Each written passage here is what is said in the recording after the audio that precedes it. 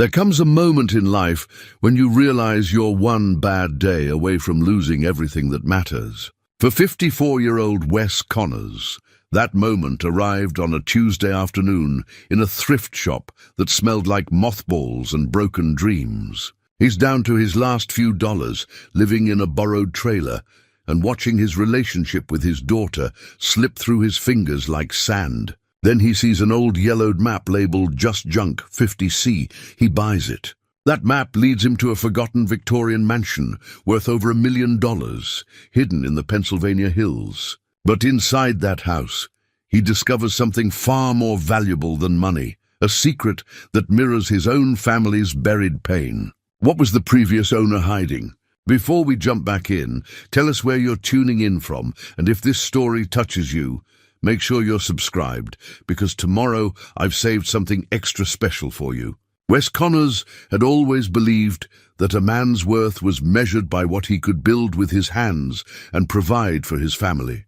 For 30 years, that belief had sustained him through factory shifts, mortgage payments, and the quiet pride of watching his daughter grow up in a house he'd helped construct with overtime hours and weekend carpentry projects. But beliefs, like buildings, can crumble when the foundation gives way. The trailer where he now lived wasn't his. It belonged to a former co-worker named Gerald Pittman, who'd moved to Florida and left the rusting Airstream behind on a patch of weeds outside Millerton, Pennsylvania.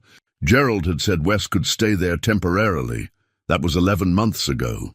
The trailer smelled like diesel fuel and regret, with a persistent leak over the kitchenette that Wes had tried to patch 3 times. Each morning, he woke to the sound of water dripping into a coffee can, a metronome marking time he couldn't get back. He kept a photograph in his wallet, protected by a plastic sleeve that had yellowed at the edges. The picture showed his late wife, Carol, and their daughter, Riley, at age 7, both laughing at something beyond the camera's frame. Carol's hand rested on Riley's shoulder, her wedding ring catching the sunlight. Wes had taken that photo at a county fair, the summer before everything started falling apart. He looked at it every morning, a reminder of what he'd once had and what he'd failed to protect.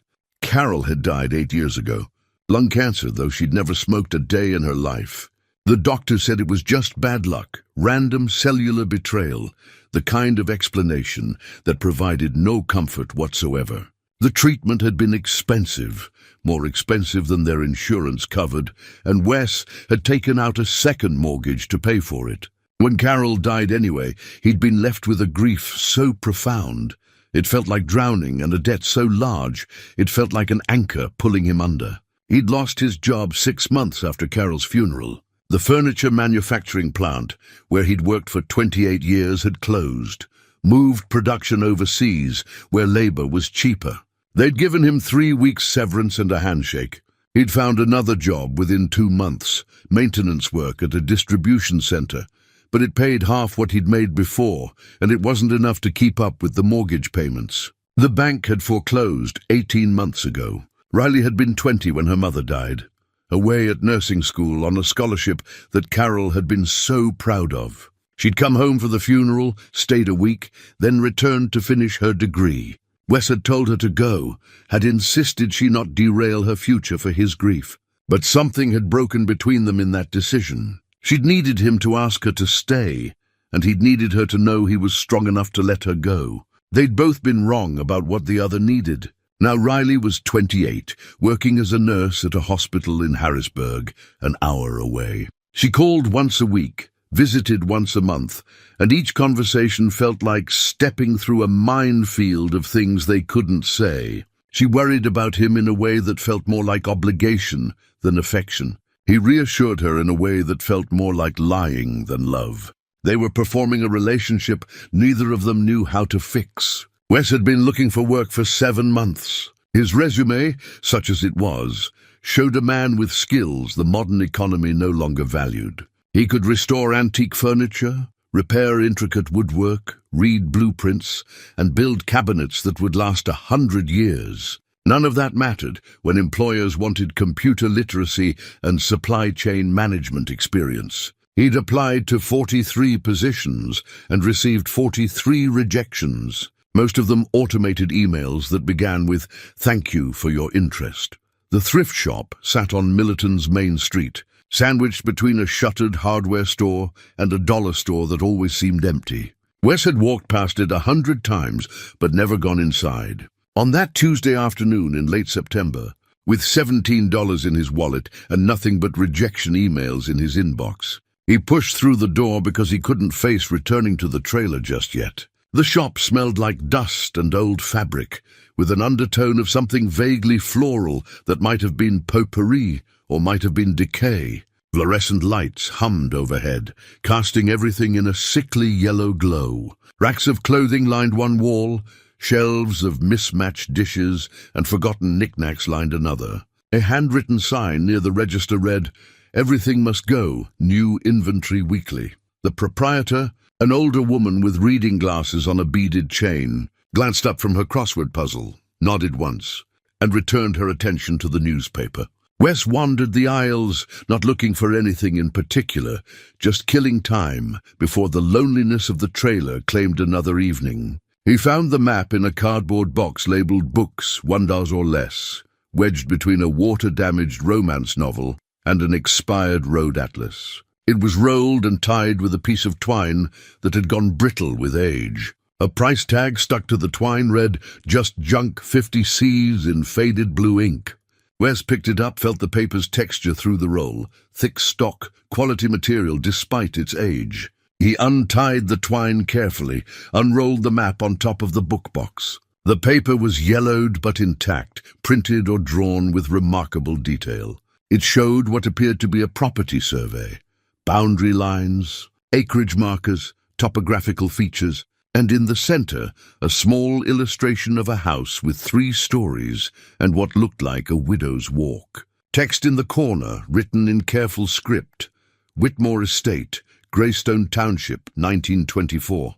A compass rose indicated north. Property boundaries were marked with measurements. Roads, or what had been roads, were drawn in thin lines extending from the property to larger routes. Wes knew Greystone Township vaguely. It was about 2 hours northeast, up in the hills where old coal country gave way to forest. He'd driven through it once or twice years ago, back when he and Carol used to take Sunday drives exploring back roads. He remembered it as one of those places that time had forgotten, a handful of buildings, a post office that might still be open, and not much else. He rolled the map carefully, retied the twine, and carried it to the register. The woman rang it up without comment, took his 2 quarters, and returned to her crossword. Wes walked out with the map under his arm, feeling foolish for spending money he didn't have on something he didn't need. That night in the trailer with the coffee can catching drips from the leak, Wes unrolled the map again. He studied it under the dim overhead light, tracing the property lines with his finger, trying to make sense of why this piece of paper had caught his attention. Maybe it was the craftsmanship, the careful detail work that reminded him of his own approach to building things. Maybe it was simple curiosity about what had happened to this Whitmore estate, whether it still existed or had been reclaimed by the forest decades ago. He pulled out his phone, searched for Greystone Township. The results were sparse, a Wikipedia entry noting it as an incorporated township with a population of 47, a mention in a historical society database about coal mining in the region, and not much else. He searched for Whitmore Estate Greystone and found nothing. Wes looked at the map again, at the house illustration, at the date. 90-odd years old. The place was probably gone, demolished or collapsed. Nothing left but a foundation and memories. But something about it called to him, maybe the loneliness of an abandoned place, recognizing the loneliness in him. He made a decision, the kind that desperate men make when they have nothing left to lose. Tomorrow, he would drive to Greystone Township and see if the Whitmore estate still existed. It was probably a waste of time and gas money he couldn't afford. But what else did he have to do? Job applications could wait another day. The coffee can would still be there when he got back.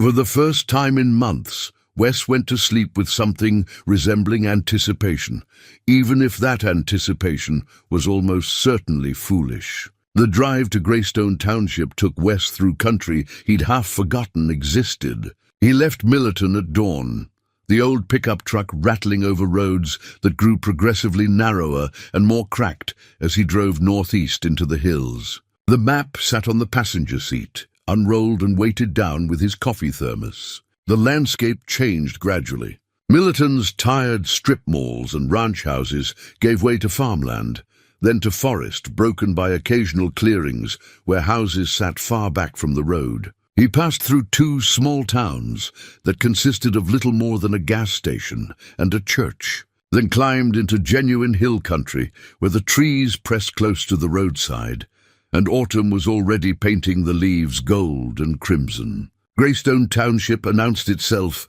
with a faded green sign that someone had riddled with buckshot years ago. The town, if it could be called that, consisted of a post office, a general store that looked closed, and a handful of houses scattered along the main road. Wes slowed the truck, consulting the map. The estate should be northwest of here, maybe 3 miles up into the hills. He found the turnoff, where the map suggested it would be. A dirt road, barely maintained, winding up through dense forest. His truck bounced over ruts and exposed roots. Branches scraped the sides. For a moment, he wondered if he'd made a terrible mistake, if he'd end up stuck out here with no cell signal and no way to call for help. But he kept going, following the road as it climbed higher and curved through the trees. Then the forest opened up, and Wes saw it. The iron gates came first, tall, ornate, wrought with a design of vines and flowers, now rusted to a deep orange-brown. They stood between stone pillars that had moss growing in every crevice. The gates were chained shut, though the chain looked as old as everything else, and a no trespassing sign hung crooked from one bar, its lettering nearly worn away. Beyond the gates, through overgrown grounds where gardens had once been, stood the mansion. Wes stopped the truck, killed the engine, and sat staring. The house was 3 stories of Victorian architecture that shouldn't have survived a century of abandonment, but somehow had. White paint peeled from the wooden siding in long strips, revealing grey wood beneath. The roof showed missing shingles, but no major collapse. Windows, dozens of them, stood intact, though covered in grime. A wraparound porch sagged in places but hadn't fallen. And at the top, just as the map's illustration had shown, a widow's walk crowned the structure like a monument to loneliness. It was beautiful in the way that forgotten things can be beautiful, sad and dignified, and impossibly still there. Wes got out of the truck, approached the gates slowly.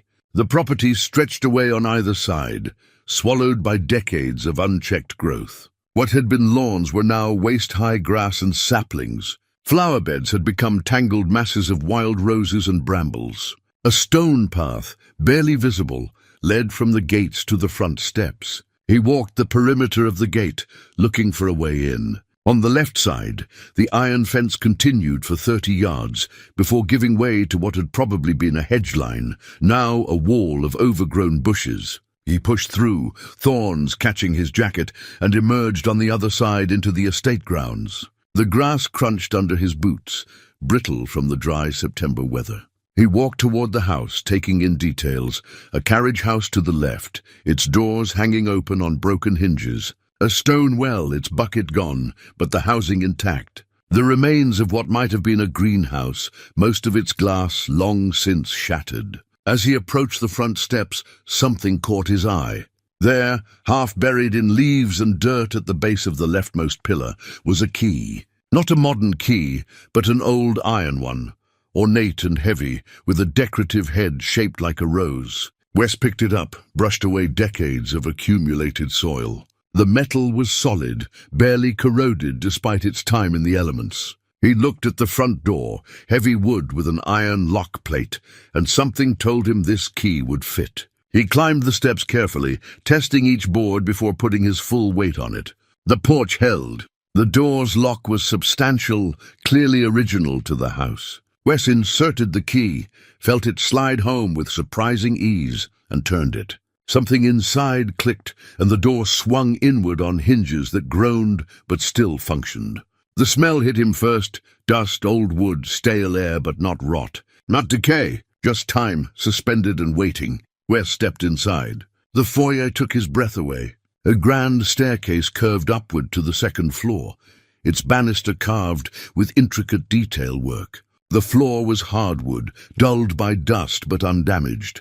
To his right, pocket doors stood half open, revealing a parlor with furniture draped in sheets. To his left, another set of doors showed a dining room with a table set for 8, plates still in place beneath their coating of dust. Everything was frozen, not destroyed, not ransacked, just stopped. He moved through the ground floor in a kind of reverent silence. The parlor held a piano, books on built-in shelves, paintings on the walls, landscapes mostly, competent but not remarkable. The dining room's china cabinet still held crystal glasses and fine porcelain. A library occupied the back corner, floor-to-ceiling shelves packed with volumes, and a desk by the window with papers still scattered across its surface. Wes picked up one of the papers carefully. It was a property tax bill, dated 1982, addressed to E. Whitmore Estate. The amount was modest by modern standards. A stamp in red ink read, "Delinquent." He pulled out his phone, surprised to find one bar of signal. He searched E. Whitmore, Greystone, Pennsylvania, and got a single result, a brief mention in a county historical database. Edith Whitmore, 1920–1983, last surviving member of the Whitmore family. No heirs listed. Estate entered probate 1983, never resolved. Wes searched Pennsylvania property law, adverse possession, abandoned estates. The legal language was dense, but the gist was clear. A property abandoned for decades, with no clear heir and delinquent taxes, could potentially be claimed through adverse possession laws. It required filing a claim, public notice, and time, but it was possible. His hands were shaking. This wasn't just an interesting ruin. This was a real house, a valuable property, sitting here unclaimed for 40 years because someone's paperwork had gotten lost in bureaucratic limbo. He climbed the stairs to the second floor, found bedrooms with beds still made, closets with clothes still hanging, bathrooms with towels on the racks. The master bedroom was clearly Edith's, smaller than he'd expected, with a simple bed, a wardrobe, and a vanity covered with personal items. Photographs in silver frames showed a woman aging through the decades, young and hopeful in the 1940s, dignified and reserved in the 1960s, alone but composed in what must have been her final years. Wes stood in that bedroom, surrounded by the remnants of a stranger's life, and felt something he hadn't felt in years. Hope.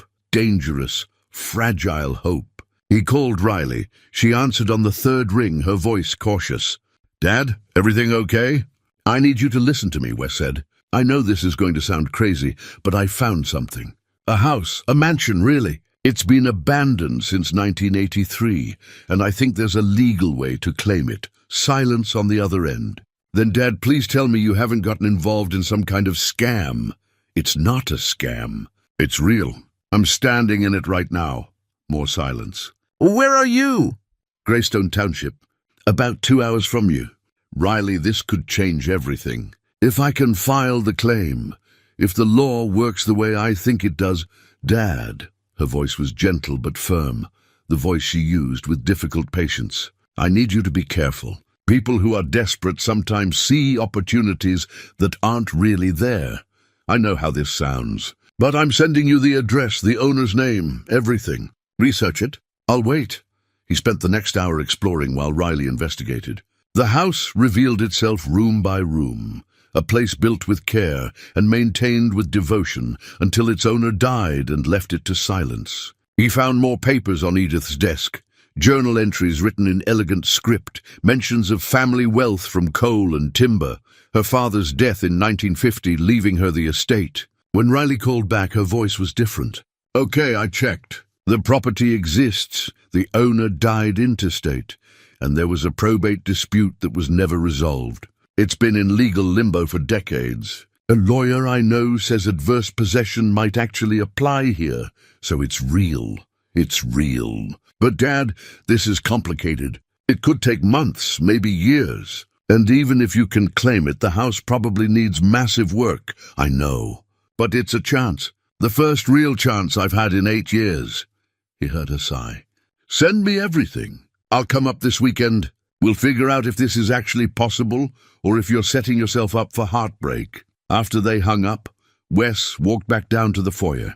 He stood at the base of the grand staircase, looking up at the house that might, just might, become his salvation. The afternoon light slanted through grimy windows, turning dust motes into golden constellations. For the first time since Carol died, Wes Connors felt like he had a future. Wes returned to the mansion the next morning with supplies: a heavy-duty flashlight, a notebook, a camera, and a thermos of coffee. He'd spent the previous evening researching adverse possession law until his eyes burned, taking notes on requirements and timelines. Pennsylvania law required open and notorious possession, continuous for 21 years, but there were exceptions for properties in probate limbo, where the clock might start fresh with a formal claim. The iron key worked smoothly in the lock, as if welcoming him back. Inside, the house felt different in morning light, less haunting, more patient. He began a systematic exploration,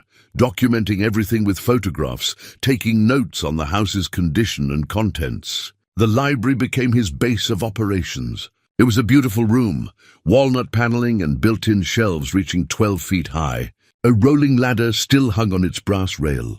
The books were an eclectic collection: classic literature, art history, volumes on architecture and gardening, poetry. Many showed signs of frequent reading: broken spines, dog-eared pages, marginalia in careful handwriting. At the desk by the window, Wes found more papers. Tax bills going back decades, all marked delinquent after 1983. Letters from a law firm in Harrisburg, dated 1984 to 1985, discussing probate complications. A distant cousin had contested Edith's will, or lack of will, then apparently died himself before the matter was resolved. After that, the paper trail went cold. In the desk's bottom drawer, beneath a stack of blank stationery, Wes found a leather-bound journal. The cover was worn smooth, the pages yellowed but intact. He opened it carefully. The first entry was dated January 1st, 1945. "Father says the war will be over soon," the elegant script began. "The house feels too large for just the two of us, but he insists we maintain standards. Mother would have wanted it," he says. "I'm not sure Mother would have wanted much of anything except to still be alive." Wes settled into the desk chair, dust rising around him, and began to read. Edith Whitmore emerged through her words. A young woman of 25, educated and cultured, living in a house too grand for the shrinking town around it. Her father, Harrison Whitmore, had made his fortune in the coal and timber industries, building the mansion in 1887 as a statement of success. Edith's mother had died when Edith was 12. By 1945, it was just Edith and her aging father in a house designed for a large family that had never materialized. The early entries were mundane: weather observations, books read, descriptions of managing the household with 2 servants, who would both leave by 1947, never replaced. But gradually, another theme emerged: Edith's passion for art. "I've been working on a landscape series," she wrote in March 1946. "The hill behind the house at different times of day. Father thinks it's a pleasant hobby. I don't tell him I've been reading about the Impressionists, about how they captured light and moment. He wouldn't understand that I'm trying to do more than just paint pretty pictures." Wes read for 2 hours, following Edith through the post-war years. Her father died in 1950, leaving her the house, the remaining family wealth, and complete independence. A mixed blessing for an unmarried woman in a conservative small town. "The bank manager asked me today if I would be selling the estate," Edith wrote in June 1950. "He seemed surprised when I said no. Where would I go? More to the point, why would I leave? This is my home. I don't need a husband to help me keep it." But between the lines, Wes sensed her isolation. References to the town ladies were tinged with irony. Mentions of church socials she attended out of obligation. A growing distance between herself and the community that had never quite known what to make of a wealthy, educated, unmarried woman living alone in a mansion. The journal ended in 1960. Wes searched the desk drawers for more, but found nothing. Perhaps she'd stopped keeping a diary, or perhaps other volumes were elsewhere in the house. He moved to exploring the second floor more thoroughly. 5 bedrooms, each decorated in a different style, though all showed the same frozen-in-time quality. The master bedroom, Edith's room, was surprisingly modest. A single bed with a simple quilt, a wardrobe with dresses from the 1970s and early 1980s, a vanity with a hairbrush that still held silver strands. On the vanity, Wes found photograph albums.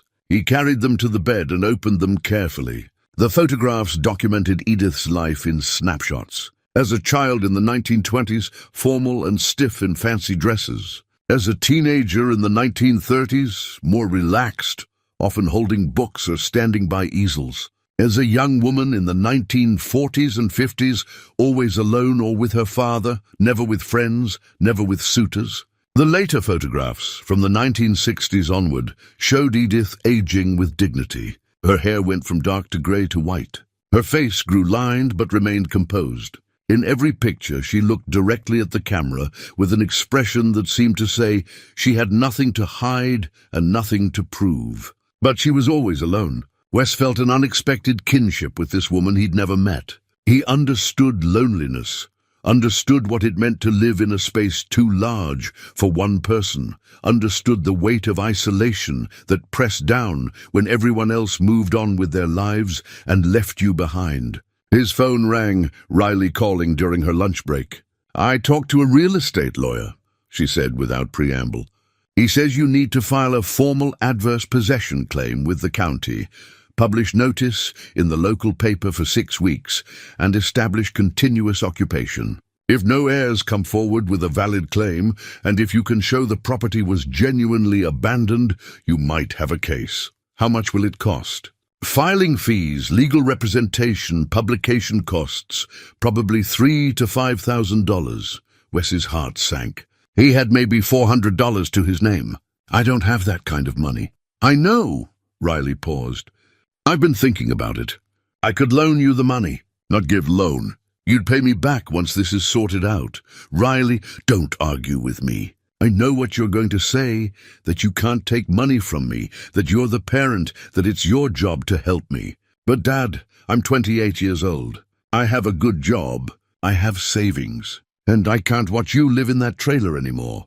Wes felt his throat tighten. "This might not work. I might not be able to claim it. You could lose that money. Maybe, but doing nothing guarantees nothing changes. At least this is a chance." Her voice softened. "Mom would want me to help you. She'd want both of us to try. When can you come up?" "This Saturday. I'm off at 3 on Friday, so I'll drive up Friday evening.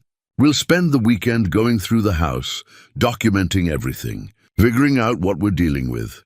After they hung up, Wes sat in Edith's bedroom, surrounded by her belongings, holding the journal he'd found. He opened it again, reading a passage from 1948. "I've been thinking about legacy," Edith had written. "What do we leave behind that matters? Father left this house, his fortune, his name on buildings in town. But will anyone remember who he really was? Will anyone remember me? Perhaps it doesn't matter. Perhaps all we can do is live as honestly as we can and hope that's enough." Wes touched the words gently, feeling the impression of the pen on the old paper. "I'll remember you," he said quietly to the empty room. "Whatever happens here, I'll make sure someone remembers." He spent the rest of the day exploring the outbuildings. The carriage house held an old car under a tarp, a 1970s sedan, likely Edith's, still intact but certainly not running. Tools hung on the walls, organized and maintained even in abandonment. The greenhouse was a loss too far gone to save. But the stone well was solid, and the property's bones were good. As evening approached and shadows lengthened across the overgrown grounds, Wes locked the front door and pocketed the iron key. He'd be back tomorrow and every day after until he understood this place completely. The house had been Edith's sanctuary. Maybe, just maybe, it could become his salvation. He drove back to Millerton as the sun set, the journal on the passenger seat where the map had been. 2 artifacts now, 2 pieces of a puzzle he was determined to solve. For the first time in years, Wes had something worth fighting for. Riley arrived Friday evening, just as darkness settled over Greystone Township. Wes had been waiting at the mansion, using battery-powered lanterns to light the foyer. He heard her car coming up the dirt road, and met her at the gates with the iron key already in hand. She stepped out of her sedan, stretching after the drive, and looked up at the house. Even in darkness, with only the moon and her headlights illuminating it, the mansion was impressive. "Okay," she said slowly. "I'll admit this is not what I expected. Wait until you see inside." He'd spent the day cleaning the foyer and parlor, at least enough to make them habitable. Riley walked through the front door and stopped, her nurse's practical eye taking in the grand staircase, the pocket doors, the frozen-in-time elegance. "Dad, this place is incredible. It needs work." "A lot of work. But the structure is sound." They spent an hour touring by lantern light, Riley asking questions, Wes providing answers. He showed her the library, the journal, the photographs. He explained what he'd learned about Edith Whitmore, the lonely heiress, the artistic ambitions, the isolated life. Riley studied one of Edith's photographs, a portrait from the 1960s. She looked sad. I think she was. Alone in this big house, no family, the town treating her like an oddity. "Sounds familiar," Riley said quietly. Wes looked at his daughter. "What do you mean?" "You. Living in that trailer, isolated, everyone treating you like you're past your usefulness." She set the photograph down carefully. "I see it, you know. How people look at you now versus how they used to. Like you're less than you were." "Riley, let me finish." She turned to face him, her expression serious. "I haven't been fair to you. Since Mom died, I've been angry. Not at you exactly, but at everything. At cancer, at bad luck, at the world. And I took some of that out on you because you were there and she wasn't." Wes felt something shift in his chest. "You had every right to be angry." "Maybe, but I blamed you for things that weren't your fault. The medical bills, losing the house, the job, none of that was because you failed. It was just life being cruel." Her voice cracked slightly. "And I wasn't there when she died. I was at school and I got the call, and I've carried that guilt every single day. I should have been there. She didn't want you to drop everything. She was so proud you were finishing your degree. I know what she wanted, but I needed to be there, and I wasn't. So I've been punishing myself, and somehow that turned into punishing you too." Riley wiped her eyes roughly. "I'm sorry, Dad. I'm sorry I've been so hard on you." Wes crossed the room and pulled her into a hug, something he hadn't done in years. She stiffened for a moment, then relaxed against him. "I'm sorry too," he said. "Sorry I couldn't save her. Sorry I couldn't keep the house. Sorry I've been such a mess." "You're not a mess. You're grieving." "We both are." She pulled back, managed a small smile. "But maybe we can stop grieving separately and start doing it together." "I'd like that." They set up camp in the library, sleeping bags, battery lanterns, the camping stove Riley had brought for making coffee. As they arranged their gear, Riley pulled something from her bag. "I brought this. Thought you might want to see it." It was a photograph album, one Wes recognized. Carol's album, the one she'd kept of their life together. "I haven't looked at this in 2 years, Wes admitted. "Maybe it's time." They sat on the library floor, backs against the desk, and opened the album together. Their wedding day, young and hopeful.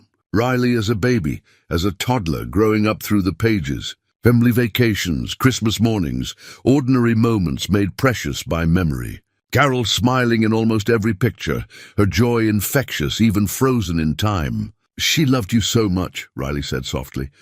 "Both of us. She used to tell me that family was the only thing that really mattered in the end. She was right. Then let's be a family again. Not like before, we can't go back. But something new, something honest." Riley closed the album. "Starting with this place. Tell me everything you've learned."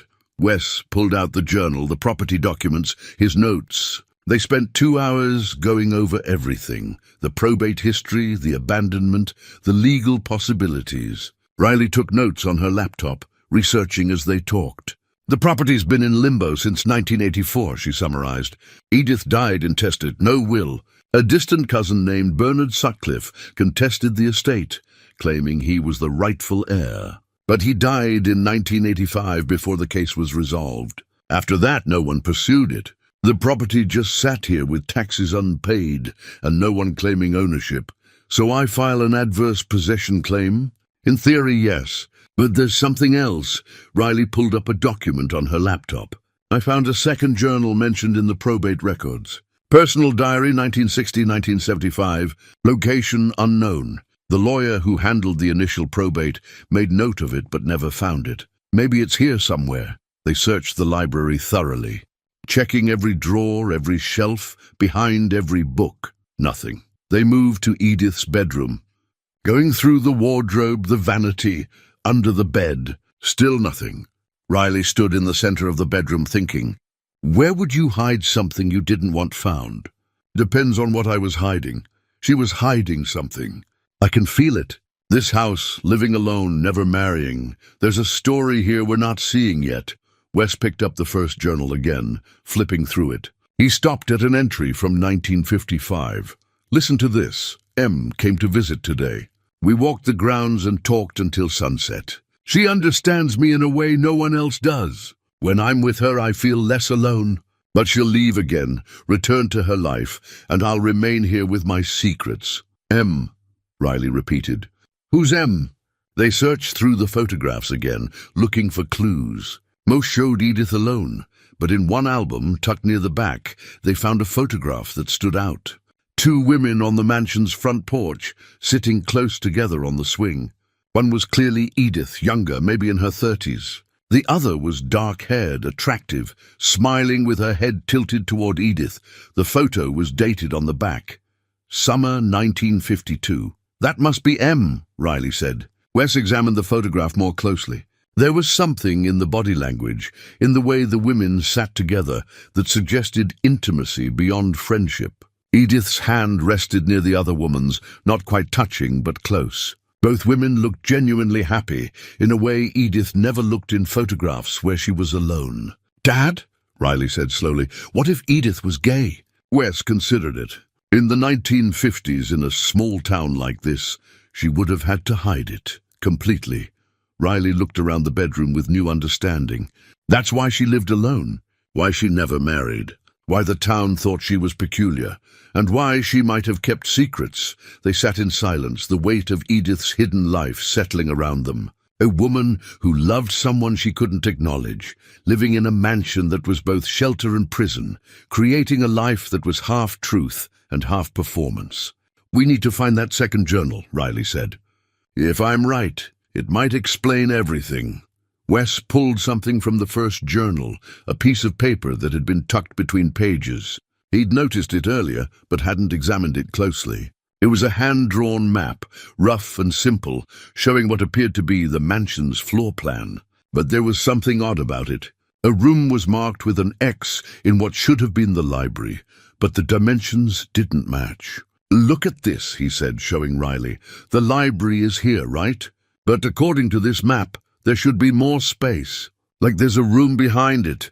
Riley pulled up photos she'd taken of the house's exterior. She measured proportions with her fingers, comparing inside to outside.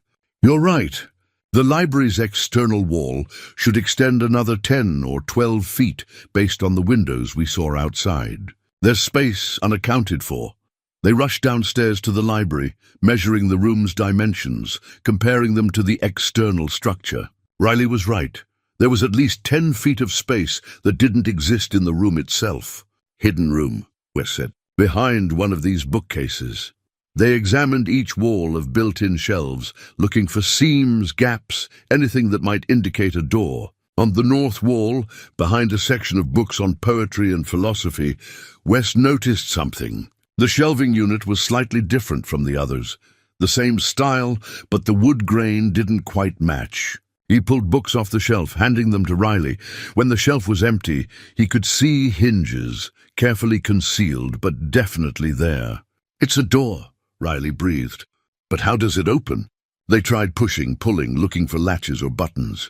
Nothing worked. Wes stepped back, studying the bookcase. His eye caught on one particular volume, a leather-bound edition of Walt Whitman's Leaves of Grass, thicker than the others, positioned at eye level. He pulled it. The book resisted slightly, then tilted back on a hidden pivot. Something clicked deep in the wall. The bookcase swung outward slowly, smoothly, revealing a dark opening and a narrow staircase descending into darkness. Riley grabbed a lantern. "Oh my God!" "Edith's sanctuary," Wes said, remembering the word from the map fragment. They stood at the threshold, lantern light pushing back the darkness below, both understanding that whatever they found down those stairs would change everything they thought they knew about Edith Whitmore. The staircase descended 12 feet into what must have been a basement room built into the hillside. Wes went first, testing each step carefully, Riley following with the lantern held high. The air was cool and dry, surprisingly fresh given the sealed nature of the space. At the bottom, Riley raised the lantern, and they both stopped breathing. The room was a studio, a real artist's studio, professional and complete, north-facing windows at ground level. They'd be visible from outside, Wes realized, if you were looking on the hillside behind the house. Natural light during the day, augmented now by their lantern-casting shadows across decades of frozen creation. Easels stood in various positions, some holding canvases still draped with cloth. Work tables lined one wall, covered with tools, pallets, jars of dried brushes. Shelves held supplies, tubes of paint, bottles of medium sketch pads, charcoal. In the corner, a sculptor's stand with clay tools and a small kiln. But it was the walls that truly stunned them. Paintings everywhere hung carefully, creating a gallery that no one but Edith had ever seen. Landscapes, portraits, abstracts, still lifes, easily 40 or 50 pieces of varying sizes. Even in lantern light, Wes could see they were good, very good. Riley moved to the nearest canvas, a landscape of rolling hills painted with bold, confident strokes. She looked at the signature in the corner and went still. "Dad, look at this." The signature read, E.M. Caldwell. Not Edith Whitmore, E.M. Caldwell. They moved through the room, checking signatures. Every piece, every single painting and sculpture was signed E.M. Caldwell. She used a pseudonym, Riley said. A male pseudonym, probably. E.M. could be Edward Eric Ernest. Wes found a filing cabinet against the back wall. Inside were folders meticulously organized, contracts, correspondence, receipts. He pulled one at random, opened it. A letter from a gallery in Philadelphia, dated 1968, discussing an upcoming exhibition of Mr. Caldwell's latest work. Another from a collector in Boston, praising the masterful technique of this reclusive artist. Riley opened another folder, pulled out what looked like exhibition catalogs. E.M. Caldwell, Solo Exhibition 1972. She flipped through it.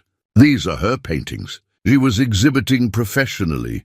More folders revealed the scope of Edith's secret life. From the early 1960s through the early 1980s, E.M. Caldwell had been a moderately successful artist, with showings in Philadelphia, Boston, Baltimore, and even one in New York.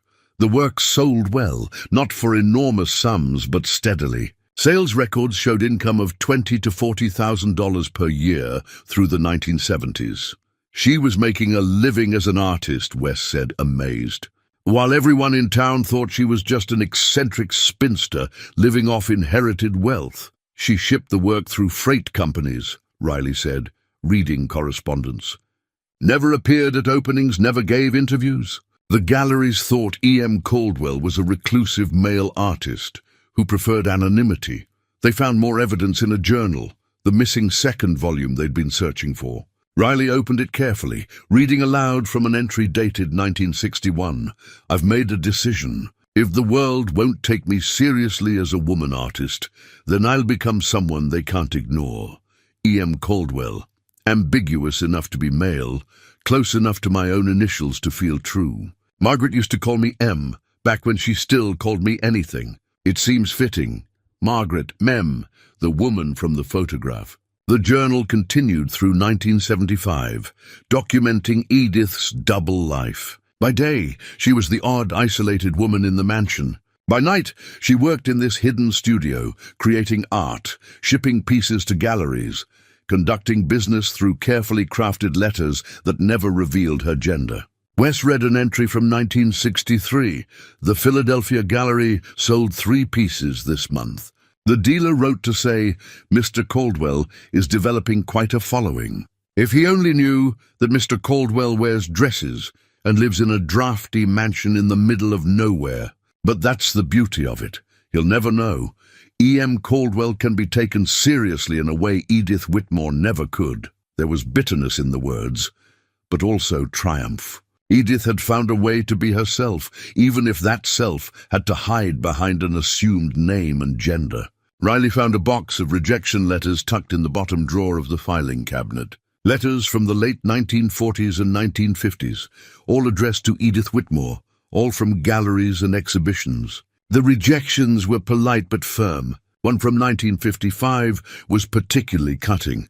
"While your technical skill is evident, Miss Whitmore, we find that lady artists are better suited to watercolors and domestic subjects, rather than the ambitious landscapes you've submitted. Perhaps you might consider joining a local arts and crafts guild, where your talents would be more appropriately displayed." "Bastards," Riley muttered. Another letter from 1948. "We appreciate your interest, but our gallery focuses on serious, contemporary art. We're sure you understand that a woman of your station might find more suitable outlets for artistic hobbies through church groups or social clubs." Wes counted the rejection letters. 23 of them spanning 14 years. 23 times Edith had tried to be taken seriously as herself, and 23 times she'd been dismissed because of her gender. "So she reinvented herself," Riley said softly, "created a male identity and succeeded. The later journals showed that success, but also the cost. Entries from the 1970s revealed Edith's growing isolation. The town still thought her strange. She had no close friends after Margaret married. Her entire life revolved around this secret studio, this hidden work. "I am two people," she wrote in 1974. "Edith Whitmore, who exists above ground, who buys groceries and pays bills and nods politely at church. And E.M. Caldwell, who exists here in this sanctuary, creating the only things that feel real. Sometimes I forget which one is the lie." Wes set the journal down, looking around the studio with new understanding. This wasn't just a hidden room. It was Edith's true life, the place where she could be authentic when the rest of the world demanded she be someone else. Riley was studying one of the paintings, a self-portrait Wes hadn't noticed before.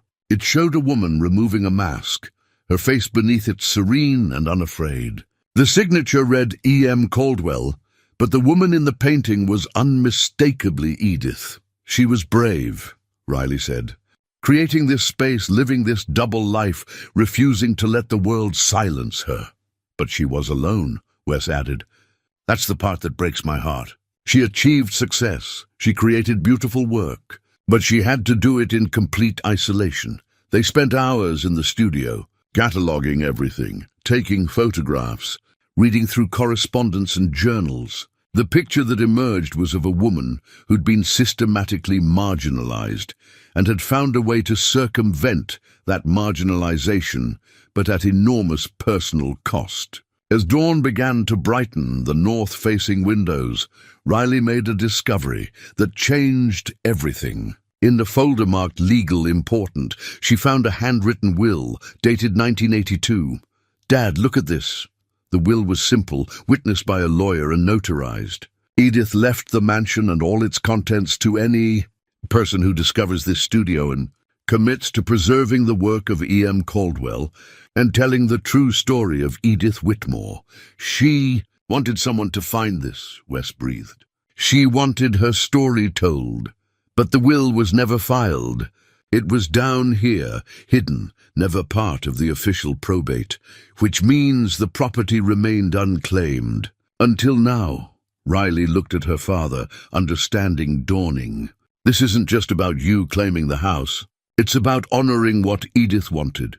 Someone to see her, really see her, and tell the truth." Wes looked around the studio, at the paintings that deserved to be seen, at the journals that told a story worth telling, at the life's work of a woman who'd been invisible by necessity but had refused to be silenced.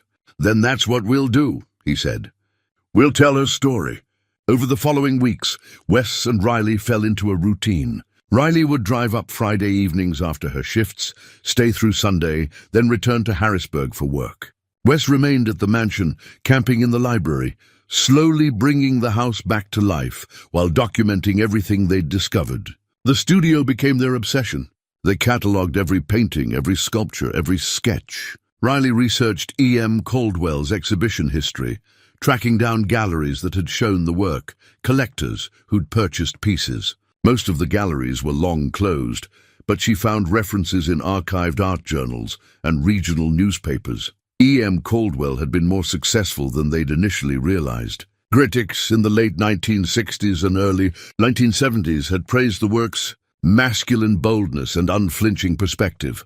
One review from 1971 called Caldwell a voice of raw authenticity in an increasingly commercial art world. The irony wasn't lost on either of them. On a Saturday in October, while Riley was cataloguing paintings, she noticed something that made her stop. A small portrait, tucked behind larger canvases, showed the dark-haired woman from the photograph, Margaret. The painting was intimate, tender, capturing Margaret in a moment of unguarded joy. And unlike the other works, this one wasn't signed E.M. Caldwell. It was signed simply E. "Dad, I found something." Wes came down to the studio, looked at the portrait. The love in every brushstroke was unmistakable. "That's Margaret," Riley said. "The woman from the photo. Look at how Edith painted her." The portrait showed Margaret in her 30s, sitting in what appeared to be this very studio, sunlight streaming through the north windows. She was laughing at something beyond the canvas, her hand raised as if to wave away the painter's attention. The detail was exquisite. The way light caught in her dark hair, the particular warmth of her smile, the intelligence in her eyes. Riley pulled out the journals, searching for references to Margaret. They were scattered through the entries, mostly from the 1950s, but they painted a picture of profound connection. "Margaret came today," Edith wrote in 1952. "She's the only person who sees me as I truly am. We spent the afternoon in the gardens, talking about everything and nothing. She held my hand while we walked. I know this can't last, that she'll marry eventually, that this is borrowed time. But I'm grateful for every moment." Another entry, 1954. "Margaret says she loves me. We were in the studio. I'd just finished a painting and she was studying it with that intense focus she has. Then she turned to me and said it, simply and clearly. 'I love you, Em.' I couldn't speak. I wanted to say it back, but the words caught in my throat. Instead, I painted this portrait, trying to capture what I couldn't say aloud." The entries became more anguished through the mid-1950s. Margaret's family was pressing her to marry. She was nearly 30, considered a spinster herself, facing social pressure that even Edith's wealth couldn't shelter her from. The final entry about Margaret, dated June 1958, was devastating. "Margaret married today. Thomas Reeves, a banker from Harrisburg. I attended the ceremony as expected, old family friend, longtime companion to the bride. I sat in the back and watched her say vows to a man she doesn't love. She caught my eye once during the ceremony. I saw the apology there, the grief. But what choice did she have? I have my inheritance, my independence. She has neither. This is what the world does to people like us. Forces us to choose between authenticity and survival. She chose survival. I can't blame her, but God, it hurts." Riley's voice was thick when she finished reading. They loved each other, but they couldn't be together. In 1958? In a town like this? Wes shook his head. They would have been outcasts at best. Worse at worst. They sat in silence, the weight of Edith's loss tangible even across the decades. This explained so much: the isolation, the need for the hidden studio, the creation of E.M. Caldwell as a separate identity. Edith hadn't just been hiding her art from a sexist establishment. She'd been hiding her entire self from a world that couldn't accept who she was. Riley found something else that afternoon. A small brass locket in a drawer of Edith's bedroom vanity. Inside were 2 photographs, both carefully trimmed to fit the tiny frames. One showed Edith in her 30s, smiling more genuinely than in any other photo they'd found. The other showed Margaret, the same intimate informality as the painting. On the back of Margaret's photo, in Edith's handwriting, MC, summer 1952, the happiest I've ever been. MC, Riley said. Margaret Caldwell. That's where the pseudonym came from. Wes understood immediately. E.M. Caldwell. Edith and Margaret Caldwell. She took both their initials. It wasn't just a random male name. It was them together, in the only way they could be. Riley held the locket carefully. Every painting signed E.M. Caldwell was signed, with both their names.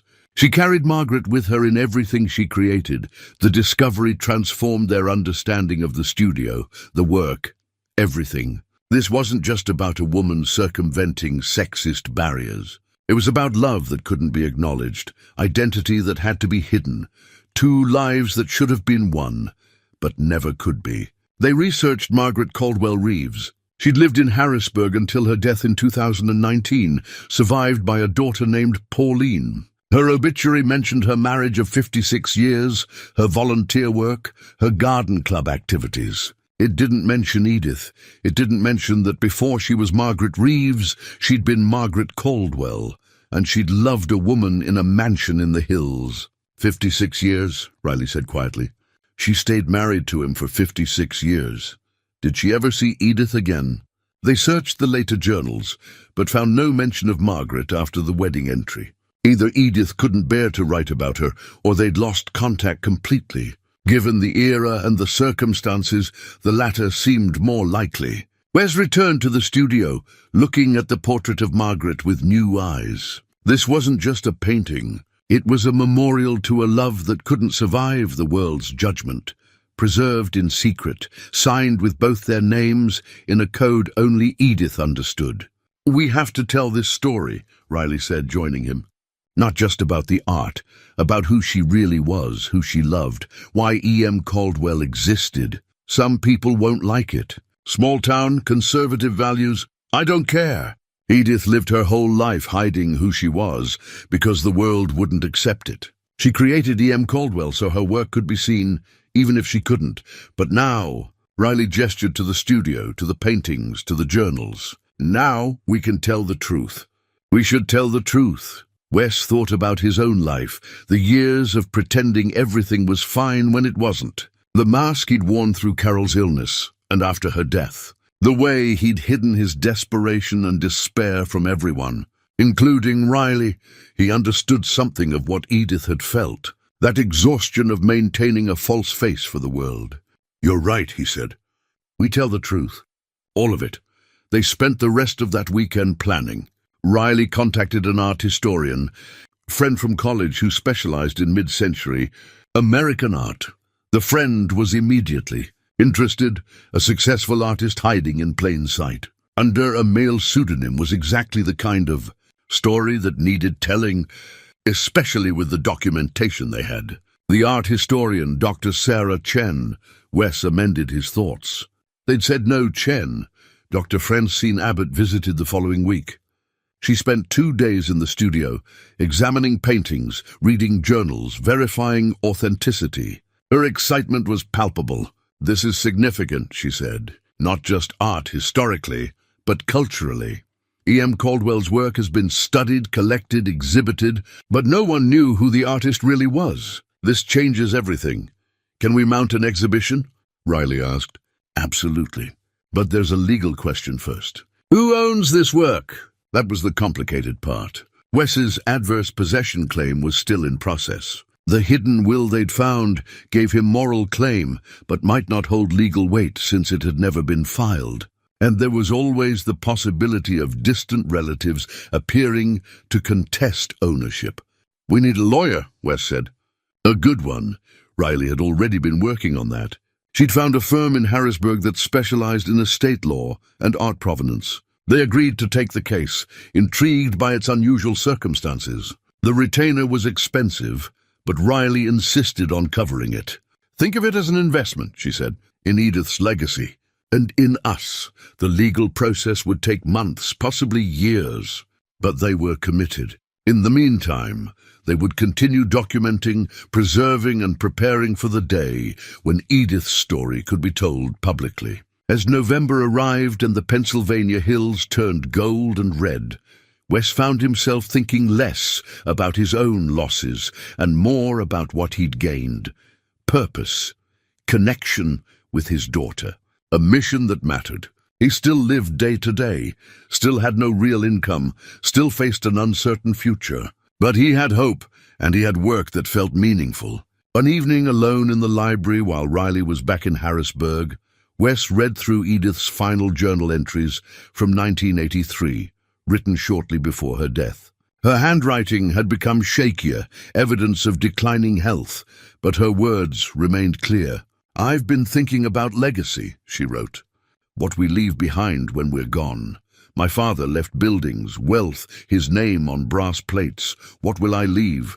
A house full of secrets, work that exists under a false name, a life half-lived? No, that's self-pity talking. I leave the work. Real work, honest work, even if I had to hide to create it. I leave this studio, this sanctuary, where I could be fully myself.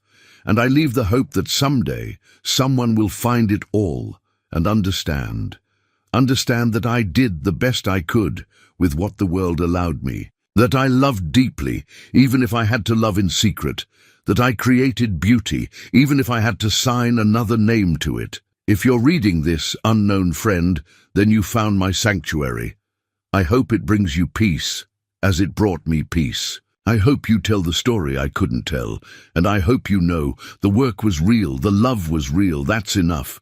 That has to be enough." Wes closed the journal carefully, his throat tight. "I'll tell your story, Edith," he said to the quiet room. "I promise." The call came on a Wednesday afternoon in late November. Wes was in the mansion's kitchen, attempting to restore water service to the old pipes, when his phone rang. The caller ID showed the law firm Riley had hired. "Mr. Connors, this is attorney Patricia Holbrook. I have news about the estate claim, and I think you'll want to sit down." Wes wiped his hands on his jeans, his heart suddenly racing.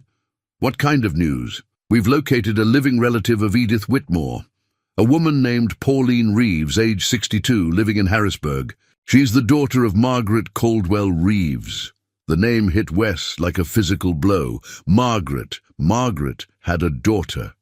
"She came forward after seeing the public notice for your adverse possession claim," Patricia continued. "Mr. Connors, she has information you need to hear. She'd like to meet with you and your daughter this Saturday. Would that be possible?" Wes called Riley immediately. "Margaret had a daughter, and she wants to meet us." Saturday arrived cold and clear. Pauline Reeves came to the mansion at noon, driving a sensible sedan up the dirt road that was becoming familiar to Wes.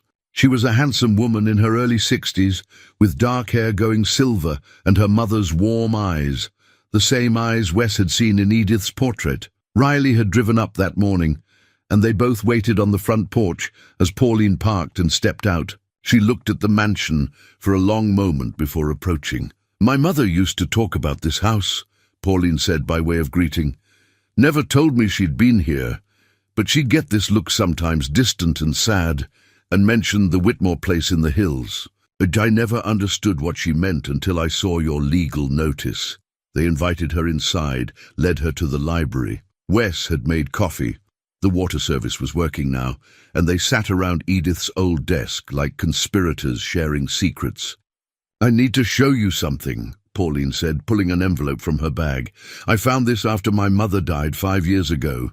It was in a box of personal papers she'd kept locked in her closet. My father never knew about it. Neither did I until she was gone." She handed the envelope to Wes. It was addressed to Edith Whitmore, with a return address in Harrisburg, but it had never been mailed. The postmark was absent, the envelope sealed but yellowed with age. "Open it," Pauline said quietly. "It's dated 1980, 3 years before Edith died." Wes opened the envelope carefully, unfolded the letter inside. The handwriting was different from Edith's, more angular, less flowing, but equally careful. "My dearest M," it began. Riley moved closer so she could read along with her father. The letter continued. I don't know if I'll ever send this.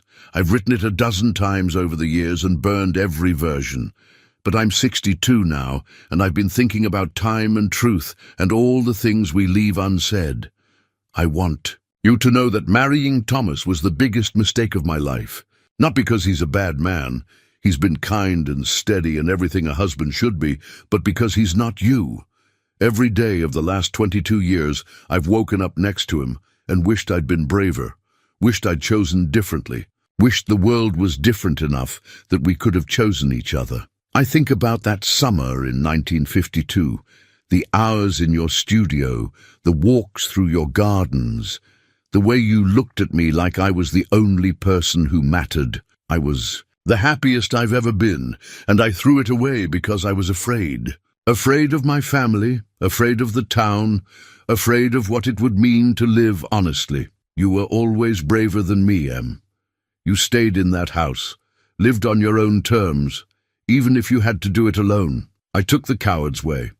Married respectably, had a child, played the role everyone expected. And I've been half alive ever since. Pauline is wonderful. She's 19 now, smart and fierce and everything I wish I'd been at her age. She's the one good thing that came from my choice. But sometimes I look at her and wonder what children we might have had if the world had been different, what life we might have built together. I heard through the grapevine that you're still painting, still in that studio, I imagine, creating beautiful things in secret. I'm glad. I hope you found some measure of happiness, even if I couldn't be part of it. I love you, Em. I've never stopped loving you. When Thomas and I are at dinner parties and he's talking about bonds and interest rates, I'm thinking about you. When I'm tending my garden, I'm remembering your gardens, the way sunlight looked through the leaves while we walked together. When I'm alone in the dark before sleep comes, I'm imagining what our life might have been. I'm sorry I wasn't brave enough. I'm sorry I chose safety over truth. I'm sorry I left you alone in that beautiful, lonely house. If you ever think of me, and I hope you do, know that you were loved. Are loved, will always be loved, even if I never had the courage to show you properly. Yours, always and forever, Margaret. The silence in the library was profound. Riley was crying quietly. Wes's hands shook as he held the letter. Pauline's voice was thick with emotion. She never sent it, never reconnected with Edith. My father died in 2014, and even then, even after 56 years of marriage, my mother never reached out. She died 5 years ago without ever telling me about Edith, about what they'd meant to each other. Did you know, Riley asked, about your mother and Edith? Not until I found that letter and started researching. I found old photographs. My mother kept a few, hidden in the same box. Pictures of her and Edith together, young and clearly in love. I found letters Edith had sent her in the early 1950s, before the marriage. Beautiful letters, full of hope and joy. Pauline wiped her eyes. My mother lived her whole life in regret. She did what she thought she had to do, and it destroyed something precious.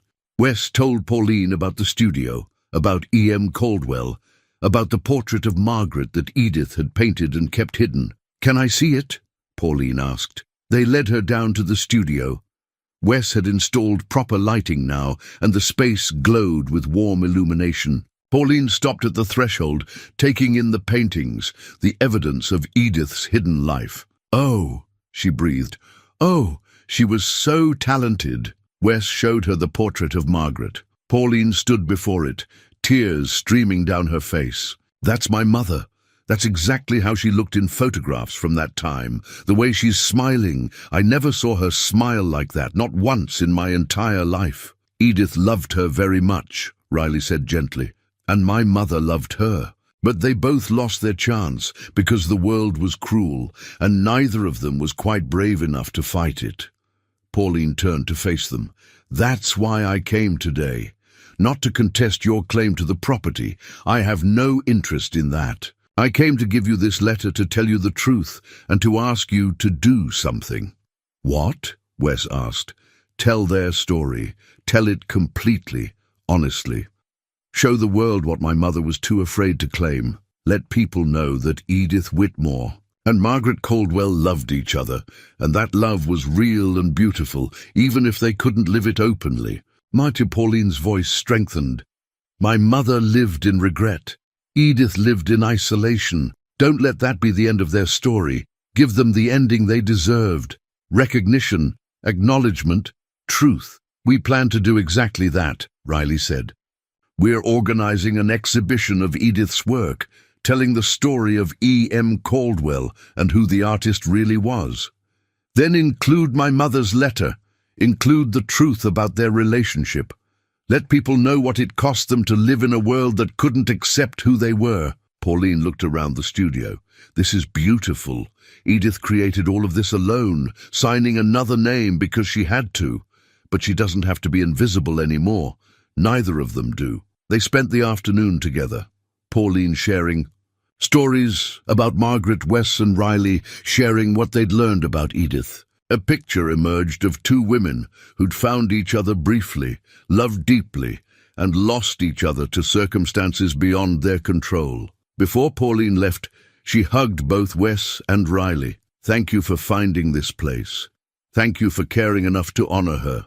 My mother would be glad, I think, glad that someone finally told the truth. After Pauline drove away, Wes and Riley stood in the studio, Margaret's letter still in Wes's hand. The twist had recontextualized everything. This wasn't just about a woman hiding her artistic career. It was about love lost and lives half-lived. It was about two people who'd been brave enough to love each other, but not brave enough to claim that love publicly. They both lived with regret, Riley said. Both of them, separate and alone, carrying what might have been. But at least now people will know, Wes replied. The love was real. That has to mean something. He thought about his own regrets, the years he'd wasted after Carol's death, the distance he'd let grow between himself and Riley, the way he'd hidden his pain instead of sharing it. He and Riley had found their way back to each other, but Edith and Margaret never had that chance. We won't waste any more time, he said to Riley. Life's too short. We'll honor them by living honestly, by being brave enough to be ourselves. Riley squeezed his hand. Deal! The weeks after Pauline's visit transformed into months of focused activity. Winter settled over the Pennsylvania hills, and Wes worked through the cold, restoring the mansion room by room. He'd become somewhat of a fixture in Greystone Township, the man bringing the old Whitmore place back to life. The locals were curious, some skeptical, but mostly accepting. Riley's lawyer secured a breakthrough in January. The adverse possession claim was approved, contingent on Wes maintaining continuous occupation for 18 months. But more importantly, they'd authenticated Edith's hidden will.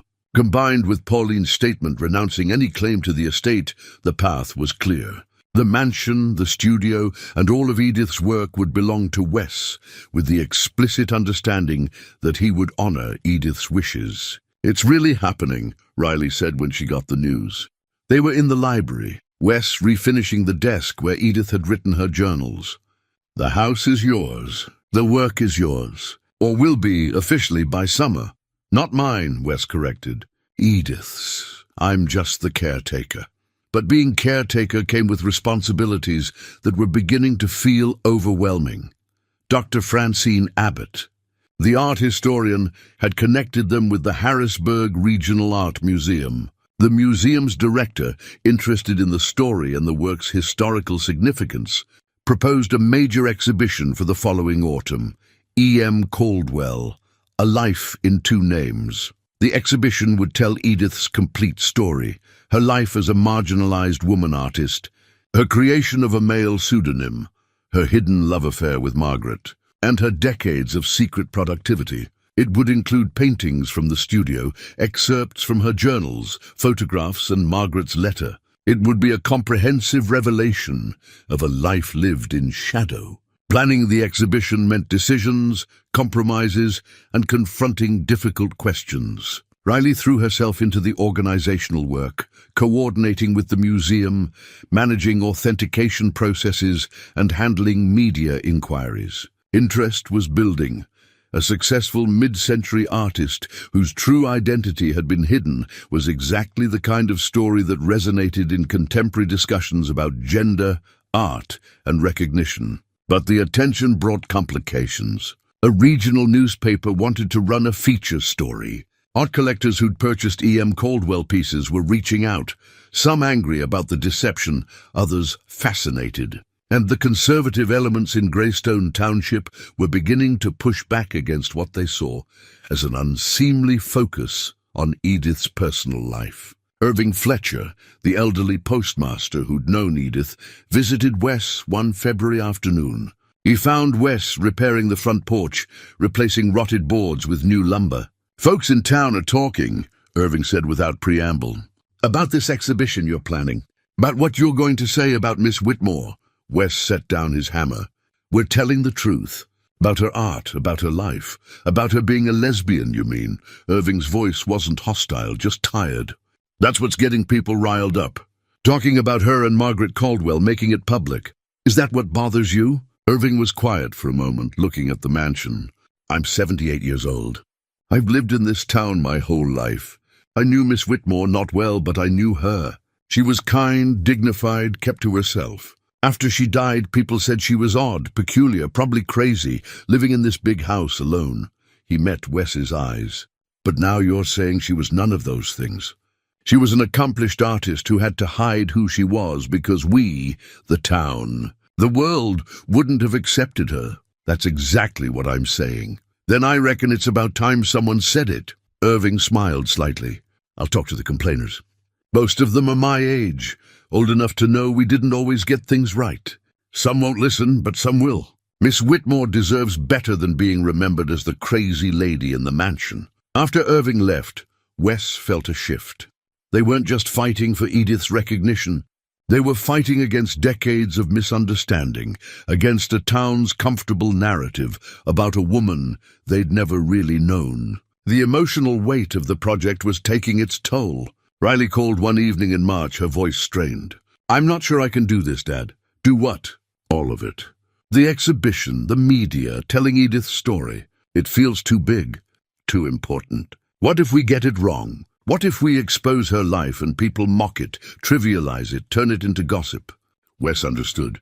He'd been having similar doubts. "We're not exploiting her. We're honoring her wishes. But we're making decisions about how to present her most intimate feelings. Her love for Margaret, her pain, her secrets. Who are we to decide what gets shared and what stays private?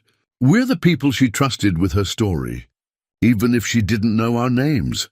They talked for over an hour, working through Riley's doubts and his own. They discussed boundaries, what was essential to the story versus what was gratuitous. They agreed to involve Pauline in decisions about Margaret's letter and the more intimate aspects of the relationship.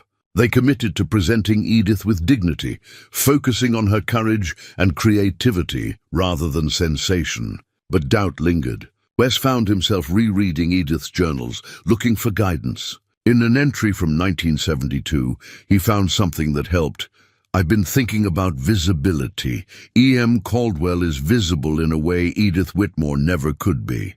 My work hangs in galleries, sells to collectors, receives critical attention. But I remain invisible. Sometimes I wonder, if I revealed the truth, would the work be diminished?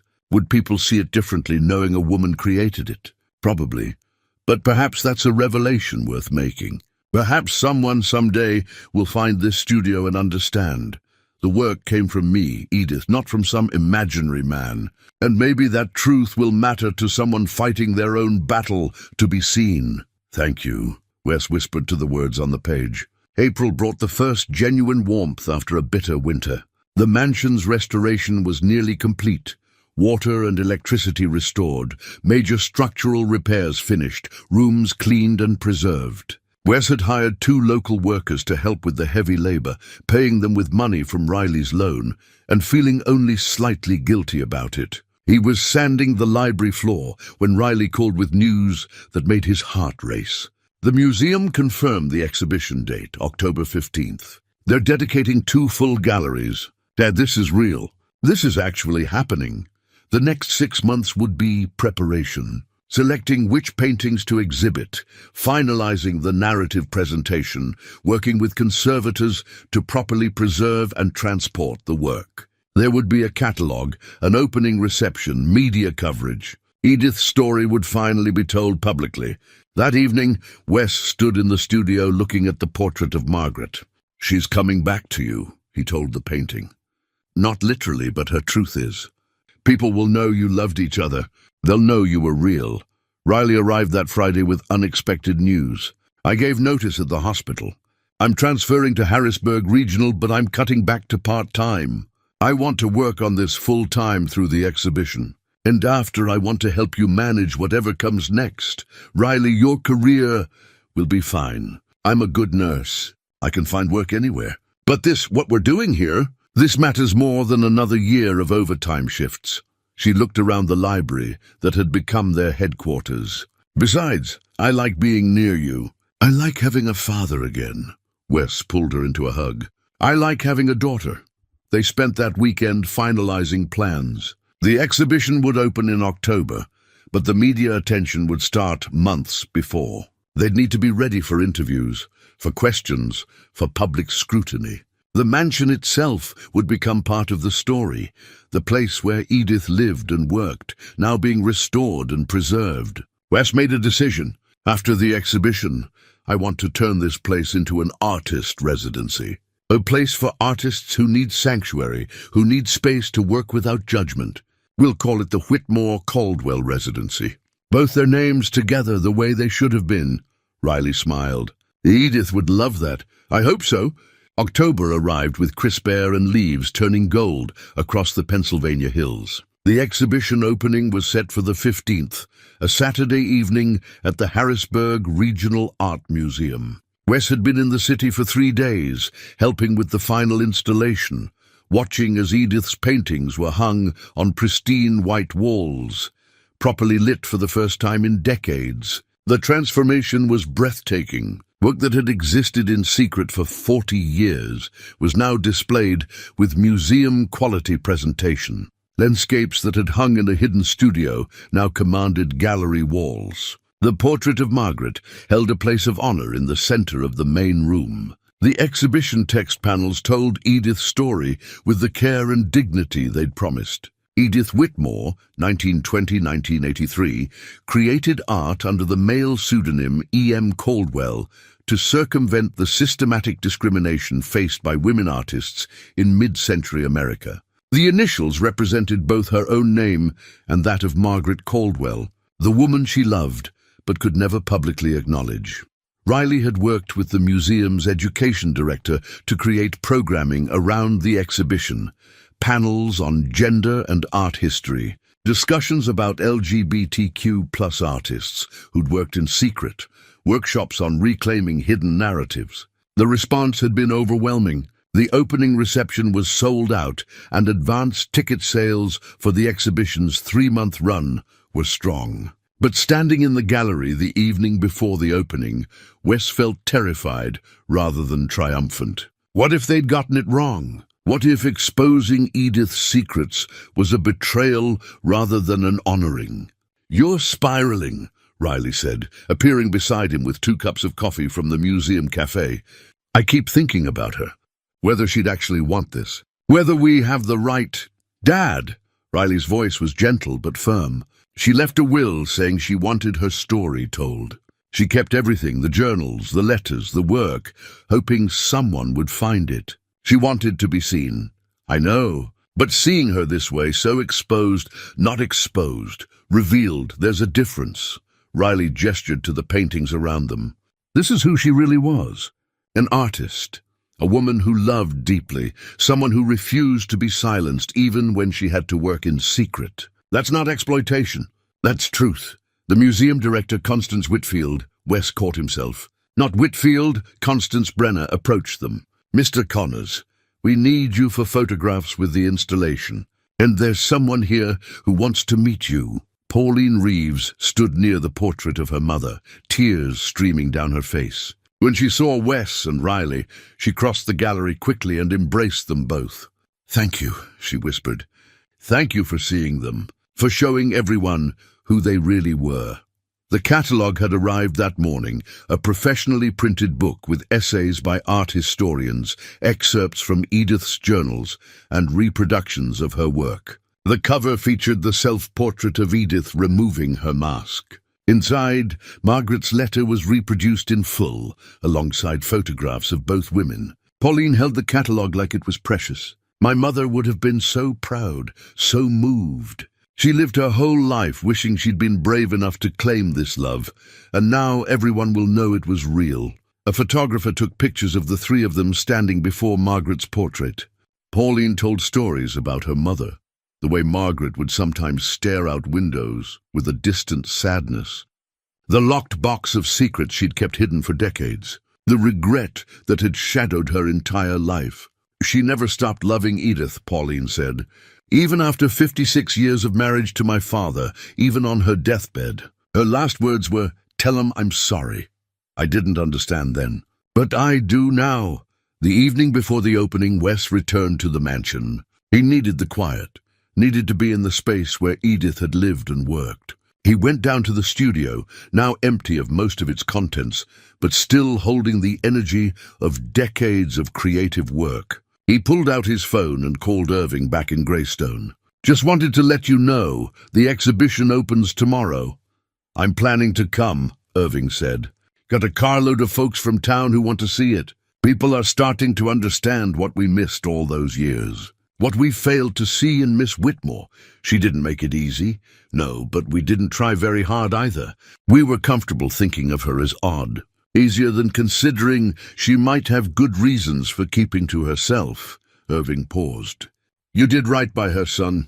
You and your daughter both." After hanging up, Wes sat in the empty studio, thinking about the journey from that day in the thrift shop to this moment. A 50-cent map had led him here, to purpose, to reconnection with Riley, to a mission that felt larger than his own survival. He thought about Carol, wished he could see what he and Riley had built together.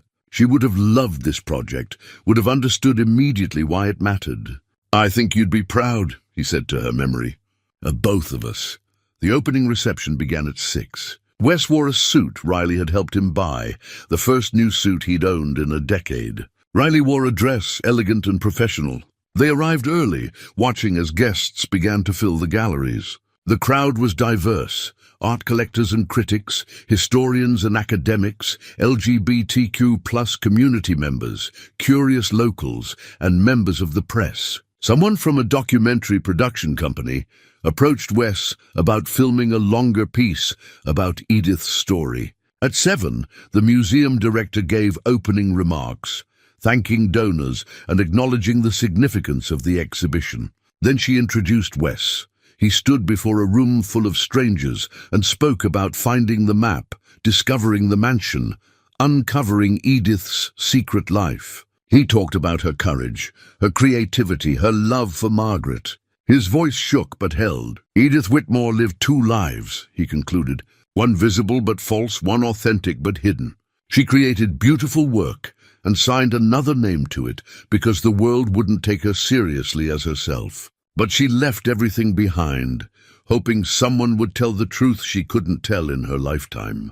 Tonight, we honor that wish. Tonight, Edith Whitmore and Margaret Caldwell are finally visible, finally together, finally recognized for who they truly were." The applause was thunderous.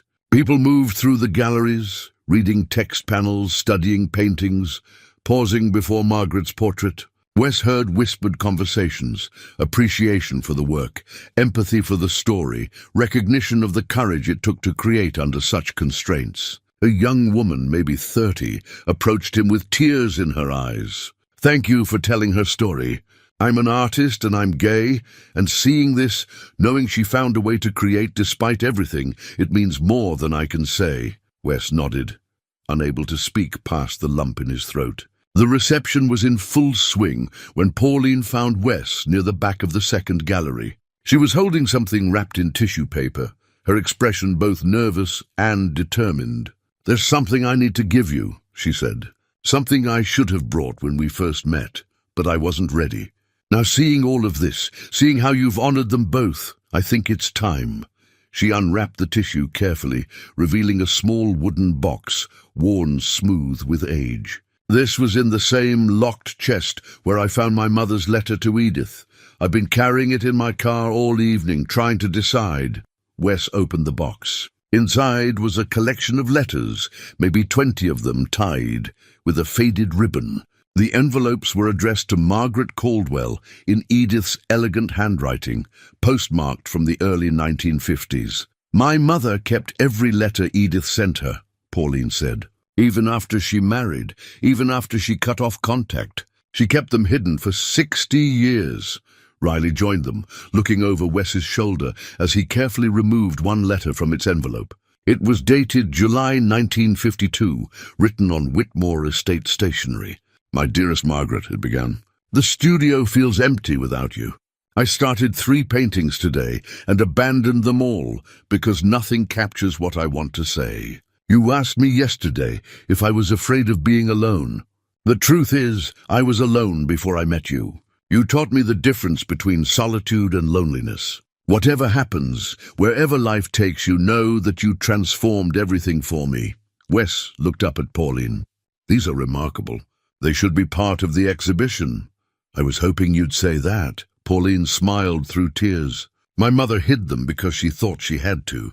But I don't have to hide them anymore. Neither does Edith. The museum director was called over. She read through several letters, her excitement building. These add so much depth to the narrative. The love between them, the intimacy, it's all here, preserved in Edith's own words. May we display them? Perhaps in a case near Margaret's portrait. That's exactly where they should be, Pauline said. Within an hour, museum staff had created a new display. Margaret's portrait now had a companion piece, a glass case containing several of Edith's letters, opened to show the handwriting, the words of love and longing visible to anyone who cared to read them. The addition transformed the exhibition. Suddenly, the relationship wasn't just documented through Pauline's inherited letter and historical evidence. It was proven in real time through Edith's own declarations of love, written in the moment, authentic and undeniable. A local news crew conducting interviews asked Pauline why she decided to share such intimate family history. Her answer was steady and clear, because my mother spent her entire life regretting that she wasn't brave enough to live her truth. She loved Edith Whitmore, but she was too afraid to claim that love publicly. I won't make the same mistake. I won't hide who my mother really was out of fear or shame. The interview would air that night on the local news and be picked up regionally. By morning, the story would reach national outlets. A successful male artist revealed to be a woman, a hidden love affair, decades of secrets finally exposed. But in the gallery that evening, surrounded by Edith's work and the growing crowd of supporters, Wes felt only peace. This was right. This was what Edith had wanted, what she'd hoped for when she preserved everything in that hidden studio. Near closing time, as the crowd began to thin, an elderly woman approached the letters display. She stood there for a long time, reading carefully, tears running down her weathered face. Finally, she turned to Wes, who'd been standing nearby. "I'm 83 years old," she said quietly. "I had someone once like Edith had Margaret. We loved each other in secret for 10 years. Then she married like she was supposed to, like I should have but never did." She gestured to the letters. "I never told anyone, never spoke her name aloud as someone I loved. But seeing this, seeing that their love is being honored and remembered, it makes me feel less alone. Makes me feel like maybe what we had mattered, even though we had to hide it. It mattered," Wes said gently. "Love always matters, whether it's visible or not." "Thank you." The woman touched the glass case lightly, reverently. "Thank you for telling their story." After she left, Riley came to stand beside her father. "Do you realize what you've done? What we've done? Told the truth about 2 people who couldn't tell it themselves. More than that. We've given visibility to something that was hidden. We've said that their love was real and valid and worth remembering. And look at the response, people connecting to it, seeing themselves in it, feeling less alone because of it." Wes looked around the gallery, at Edith's paintings illuminated perfectly, at Margaret's portrait surrounded by love letters, at the exhibition text that named them both with dignity and respect. Edith created E.M. Caldwell so her work could be seen even if she couldn't be. But now she can be seen, her work, her life, her love, all of it visible, all of it honored. Mom would be so proud of us, Riley said softly. I think Edith would be too. And Margaret. As the museum closed and they walked out into the October night, Wes felt something settle in his chest. The exhibition was just beginning its 3-month run. There would be more media attention, more visitors, more responses. But the crucial moment had passed. Edith's story was told. The secret life was secret no more. And somewhere, in whatever lay beyond this world, 2 women who'd loved each other but never got to live that love openly were finally, publicly, eternally together. A year later, Wes stood on the front porch of the Whitmore mansion, watching the autumn sun paint the Pennsylvania hills in shades of amber and rust. The house behind him was alive in a way it hadn't been in decades. Lights glowing in windows, music drifting from the studio, the sound of creative work filling spaces that had been silent too long. The first artist in residence had arrived 3 weeks ago. Her name was Tasha Green, a sculptor from Philadelphia in her early 30s. She'd applied for the residency specifically because of Edith's story. A queer artist herself, she'd been moved by the exhibition and wanted to work in the space where Edith had created in secret. It feels sacred, Tasha had said on her first day, standing in the restored studio. Like I'm continuing something she started. The exhibition had exceeded every expectation. Over 12,000 people visited during its 3-month run. Media coverage spread nationally, then internationally. Art collectors who'd owned E.M. Caldwell pieces came forward, some donating works to institutions, others simply wanting to know the truth behind the art they'd purchased. 3 of Edith's paintings had been acquired by major museums. The documentary had aired in the spring, bringing another wave of attention. Pauline had participated, speaking openly about her mother's hidden love and lifelong regret. The film ended with footage of the mansion, of Wes working on restoration, of Riley explaining their plans for the artist residency. Those plans were now reality. The Whitmore Caldwell residency officially opened in September, funded by a combination of proceeds from art sales, grants from LGBTQ+ arts foundations, and donations from people who'd been moved by Edith's story. They could host 2 artists at a time, providing 3-month residencies that included housing, studio space, and a modest stipend. Riley had moved to Greystone permanently, taking a position at a regional medical center 20 minutes away. She'd bought a small house in town, close enough to visit the mansion daily, but far enough to maintain her own space. Their relationship had transformed into something neither could have imagined 2 years ago, genuine friendship built on honesty, shared purpose, and mutual respect. The legal matters had resolved smoothly. Wes owned the property free and clear, with the residency established as a non-profit to ensure it would continue beyond his lifetime. Irving served on the board of directors, along with Pauline, Dr. Abbott, and several local community members. The town of Greystone had embraced the transformation. The mansion brought visitors, attention, and a sense of pride. Local businesses benefited. The post office sold postcards featuring Edith's paintings. A historical marker had been installed at the property entrance, explaining the significance of the Whitmore estate. Wes had even been approached about writing a book, his perspective on discovering Edith's story, restoring the mansion, honoring hidden lives. Riley encouraged him, saying he had a gift for understanding what mattered and expressing it clearly. He was thinking about it, but what mattered most to him in this moment was simpler. He had a home. He had purpose. He had his daughter back. And he'd helped bring 2 hidden lives into the light. Riley's car came up the drive, and she emerged carrying grocery bags for the dinner they'd planned. Friday evening dinners had become tradition, just the 2 of them, cooking in Edith's restored kitchen, talking about the week, making plans for the residency's future. Tasha's work is incredible, Riley said as they unpacked groceries. Have you been down to the studio lately? This morning. She's doing a series about visibility and concealment. very much in conversation with Edith's story. That's what I was hoping would happen, that this place would inspire new work, new artists carrying forward what Edith started. They cooked together, the easy rhythm of family. As they sat down to eat in the dining room, the same room where Edith had taken meals alone for decades, Wes felt Carol's presence like a blessing. She would have loved this. The restoration, the purpose, the healing between father and daughter. "I've been thinking about the second residency slot," Riley said. "The applications are strong, but there's one that stands out. A painter from the Midwest, 60 years old, came out late in life, lost his family because of it.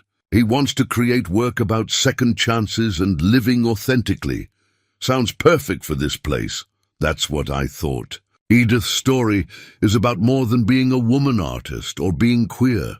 It's about finding ways to be yourself when the world makes that difficult.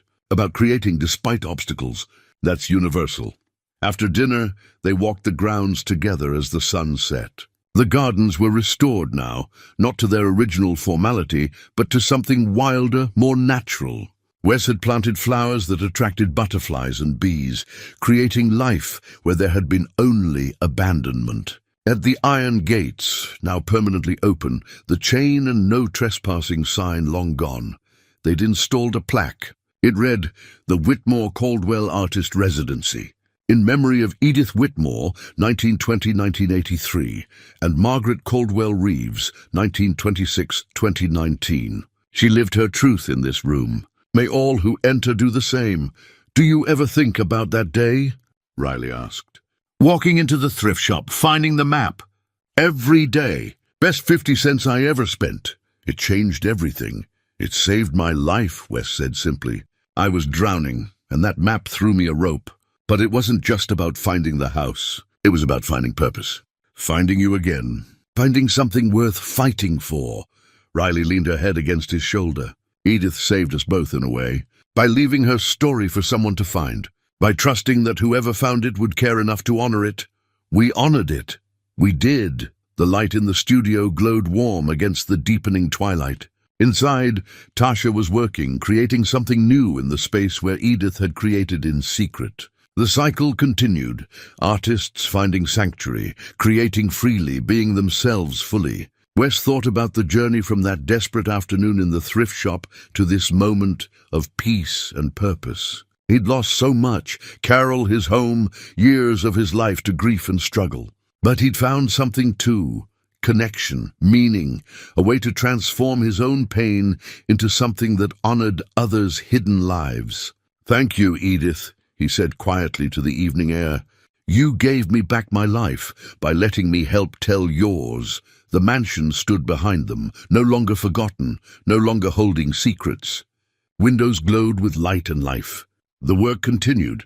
The story was told. And two women who'd loved each other in secret were finally, eternally, publicly remembered. Wes Connors, who'd been invisible and discarded, had found redemption in honoring another invisible life. That seemed fitting. That seemed right. That seemed like enough.